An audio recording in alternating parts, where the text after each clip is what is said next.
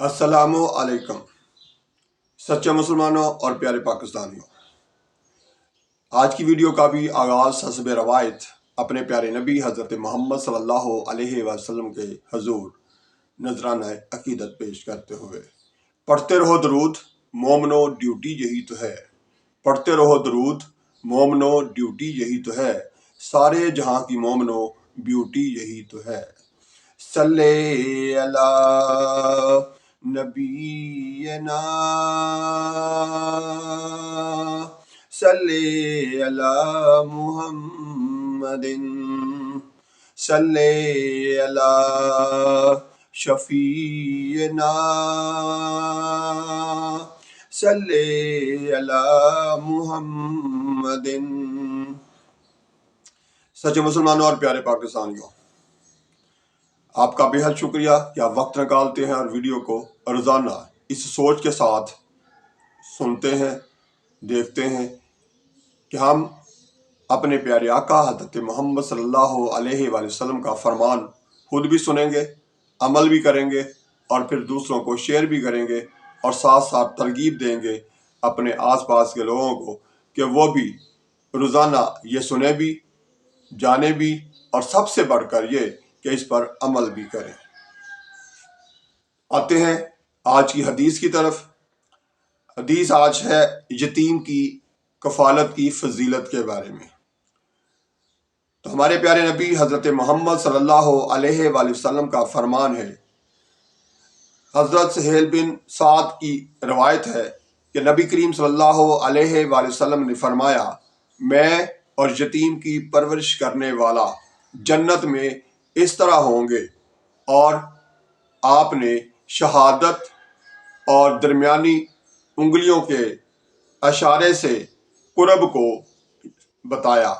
صحیح بخاری حدیث نمبر 6005 6005۔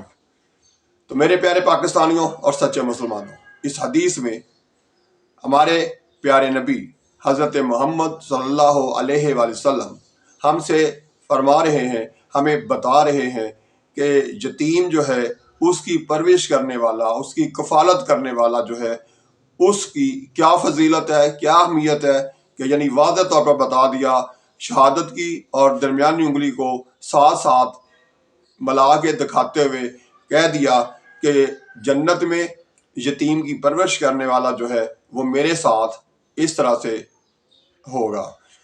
تو اب آپ خود اندازہ لگا لیں کہ یعنی ایک یتیم کی کفالت کرنا، اس کی پرورش کرنا، اس کی کتنی اہمیت ہے، کتنی فضیلت ہے کہ اللہ کے نبی کے ساتھ جنت میں یعنی قریب ترین جو امتی ہوں گے ان میں وہ امتی ہوگا جو وہ یتیم کی پرورش کرنے والا ہوگا۔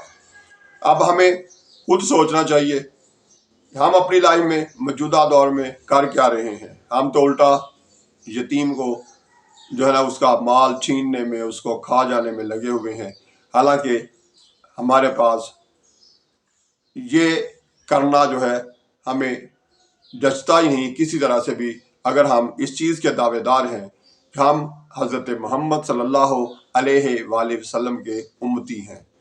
تو میرے پیارے پاکستانیوں، شاباش ان لوگوں کے لیے جو اس دور میں بھی یتیموں کی کفالت کر رہے ہیں، کوئی ان کی فیسیں ادا کر رہا ہے، کوئی انہیں اسکول میں جانے میں مدد دے رہا ہے اور کوئی ان کا کھانے پینے کا بندوبست کر رہا ہے۔ ان سب کو شاباش ملنی چاہیے، ان سب کو قابل ستائش گنا جانا چاہیے۔ اور ہمارے ہاں جو لوگ اس سے برعکس ان کے ساتھ زیادتی کر رہے ہیں، یعنی یتیموں کے سر پہ ہاتھ رکھنے بجائے ان کا مال کھانے میں لگے ہوئے ہیں، وہ خود اپنے گریبان میں جھانک لیں کہ وہ کیا کر رہے ہیں، کس طرح سے وہ آنے والے کل میں یعنی ایسے کام کر کے اپنے پیارے نبی صلی اللہ علیہ وسلم کی ناراضگی مول لے رہے ہیں۔ لیکن جو کفالت کر رہے ہیں، جو خیال رکھ رہے ہیں، ان کو ہم سب یعنی پوری قوم کا سلام ہے کہ وہ واقعی قابل ستائش ہیں۔ تو میرے پیارے پاکستانیوں، یہ تو حدیث کی بات ہوئی۔ اب آتے ہیں ہم اپنی روز کی روٹین کی یعنی روزمرہ کی گفتگو کی طرف۔ اس میں یہی کہا کرتا ہوں کہ ہمارے اندر سب سے بڑی خامی جو آتی جا رہی ہے اور آ چکی ہے وہ ہے جھوٹ بولنے کی عادت۔ اسے جلد از جلد ختم کرنا ہے، کیونکہ جھوٹ بولنا سب سے بڑی برائی ہے اسلامی معاشرے میں۔ تو ہمیں اس سے اپنے آپ کو بچانا ہے، جتنا بھی ہو سکے قدم قدم پر رکیں، سوچیں، غور کریں کہ جو میں بات کہنے لگا ہوں، جو بات کرنے لگا ہوں، یہ سچ ہے یا جھوٹ ہے۔ جب ہم اس طرح سے اپنا محاسبہ کرتے ہوئے بات کریں گے تو ہمیں خود بخود سچ جو ہے وہ بولنے اور جھوٹ سے بچنے کا موقع مل جائے گا۔ میرے پیارے پاکستانیوں، اسی طرح سے بہت بڑی برائی ہے جو غیبت ہے۔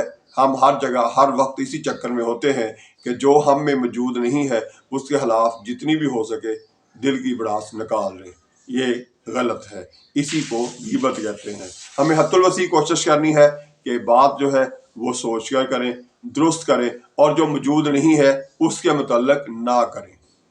اپنی گفتگو اپنے پر اور جو آپ کے آس پاس موجود ہیں انہی پر محیط رکھیں، اور ایسی گفتگو ہی کریں جس سے کوئی کسی کی دل آزاری نہ ہو، کوئی برا نہ منائے، بلکہ ہمیشہ حوصلہ افزائی کی بات کریں، دوسروں کے ساتھ اچھا سلوک کرنے کی بات کریں، تو یہ ہمارے لیے زیادہ بہتر ہے۔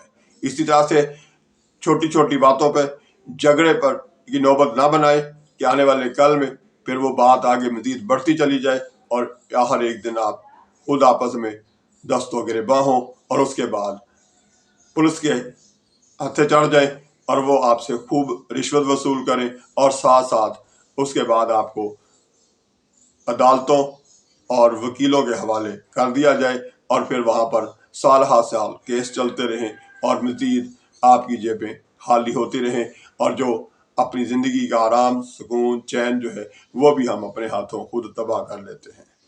حالانکہ یہی چھوٹی سی بات کو اگر سوری کہہ کے ختم کر لیا جائے، معافی مانگ لی جائے اور کوشش کی جائے کہ معذرت کر لی جائے اور ایک دوسرے کو معاف بھی کر دیا جائے، تو یہ معاملات یہاں ہی ختم ہو سکتے ہیں۔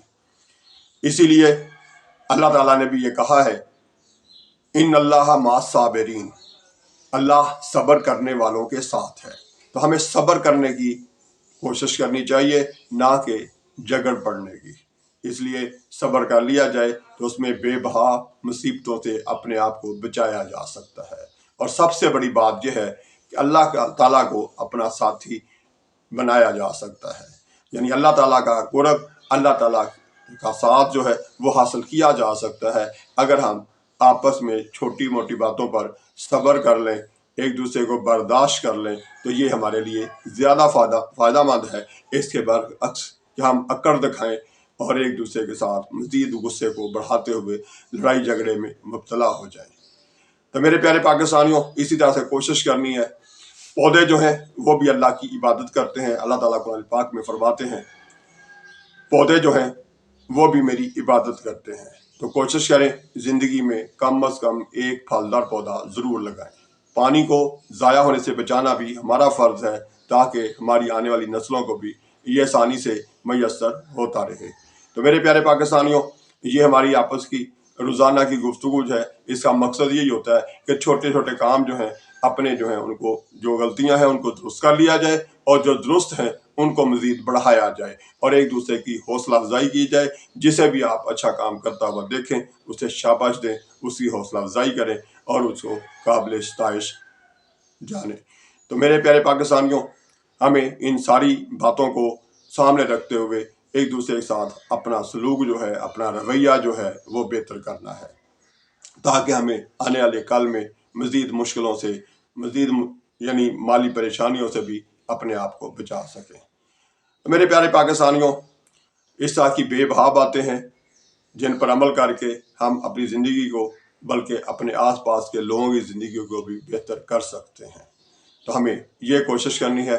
آپ کی طرف سے آنے والی تجاویز بھی میں شامل کرتا رہتا ہوں، اور آئندہ بھی جو کمنٹس میں آپ لکھیں گے اس کو مد نظر رکھتے ہوئے آپ کو مزید آپس کی ایسی باتیں کریں گے ہم جن سے ہم اپنے معاشرے کو، اپنے آس پاس کے لوگوں کو بہتر زندگی مہیا کر سکیں، اور اسی سے پاکستان ترقی کرتا ہوا نظر آئے گا۔ اسی سے ہم اپنے مذہب اسلام پر عمل کر کے بہتری کی طرف بڑھ سکتے ہیں۔ اللہ تعالیٰ ہر وقت ہر جگہ میری اور آپ کی حفاظت فرمائے۔ ہم سب کو اللہ تعالیٰ ہمیشہ اپنی حفاظت میں رکھے۔ آئندہ ویڈیو تک کے لیے اللہ حافظ۔ پاکستان زندہ باد.